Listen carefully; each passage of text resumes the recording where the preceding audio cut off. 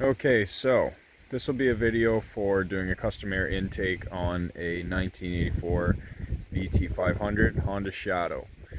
Up close here we can see the intake through the side panel, and you'll have to forgive me, there's some parts missing off the bike right now. I'm doing some other work. So one thing to note about this mod before you get started is that it's going to change how your bike is going to run. If you're not comfortable with that, I would recommend doing some more research beforehand. It's nothing too complicated. I was able to do it without any issues. So in order to install this, you're going to have to remove some stuff out of the motorcycle, similar to what you do with a car if you did a cold air intake. There's going to be an air box in there which you need to remove, and that'll be what it looks like. And that essentially fits in right there. And it doesn't come out through the side. You're going to have to remove the rear wheel, and it comes out straight through the back after the rear wheel. There's 4 bolts securing it in. I believe 2 on top, maybe 3 on top, and then there's one for sure there. That one was tough for me. Air filter inside. And there's also an oil catch container on the bottom. I think it's an oil overflow container on the bottom, so that sits underneath it, and that has a line running to it, which you'll see, it's this line right here, and that comes from the top of the valve cover. So it's just an oil overflow. I put a plastic plug in it with a hole. You don't want to cap it because that's going to cause oil pressure issues. It's going to make your oil pressure go too high, because originally you can see there's a hole there in the bottom, so it's open to the air. It's not sealed off entirely. So with that dealt with, the airbox pulled out, the path is clear for the intake to be installed, and I'll just go ahead and pull this off. Now this will take me a second here because it's in there pretty good.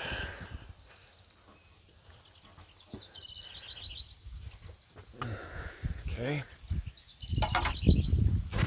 so there's a shot of the inside.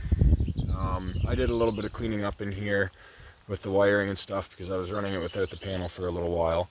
But you can see the back of the battery and everything going on in there. You can see the pipe running up to the carburetor air box up top.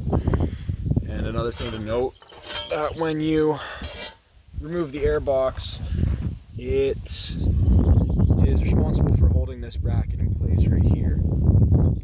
So you're going to want to find a new way to secure that. I just put zip ties through it. I wasn't too picky.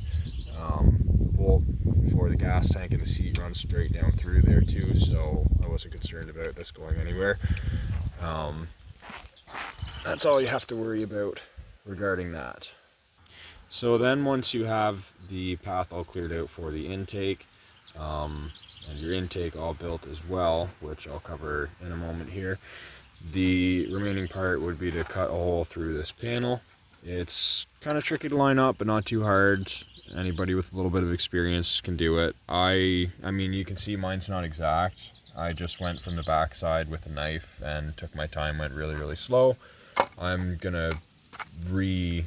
probably gonna wrap this to get rid of that nastiness, and then also I'm gonna probably ring this with some rubber material or something just to make it look a little bit nicer.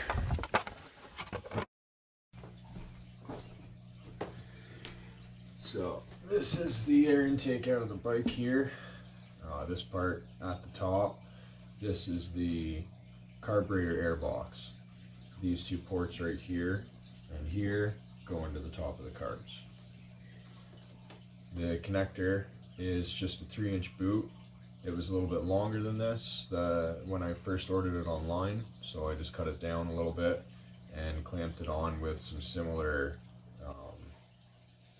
clamps like there was stock, except these ones are black. You can actually use the stock boot for this. It's kind of difficult to get it on there. It can be kind of a pain if you end up having to do a lot of maintenance and you're taking it on and off a lot, just go ahead and buy yourself that because it's a lot more sturdy. And the connection in here, you can't really see it, but this pipe is pressed flush right up against this air box, so there's not any play there. You don't have to worry about that coming off. A little further down here, we've got the 3-inch 90-degree pipe. In the item description, it says it was 12 inches. I measured about 8 inches length one direction. So going down from the air box to the right angle, you want about 7-8 inches in that direction. And that's going to have you come right out where you want through this side panel. And I actually did have to cut off a little bit of the pipe because before it came out quite a bit farther and I was always hitting my knee off the air intake, or the air filter there. So next we have the adapter that fits the filter to the pipe. It's a 3-inch to a 2.5-inch adapter.